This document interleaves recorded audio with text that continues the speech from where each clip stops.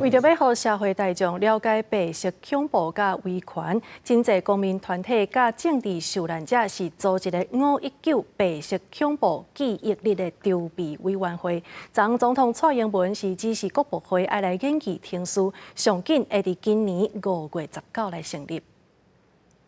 1949年5月19，国民政府发布戒严令了后的43年，就是白色恐怖时期，有侪政治受难者和家属长期受到人权的迫害，对台湾的民主发展造成正深的影响。新台湾和平基金会和其他公民团体甲政治受难者组成筹备委员会，要推动甲5月19定做白色恐怖记忆日。蔡总统第2日接见委员会，嘛指示各部会共同研议听书。我会请行政部门依照纪念日及节日实施办法仔细研议，也期待各位我们前辈持续的提供宝贵的意见。蔡总统肯定白色恐怖记忆日的倡议，嘛希望下一代唔通袂记得这段维权的创伤和民主前辈的奋斗。新台湾和平基金会表示，成立记忆日的时间，若根据蔡总统和国部会回应，要看行政程序紧也慢，上紧会伫今年5月19，蔡总统任期内就会成立。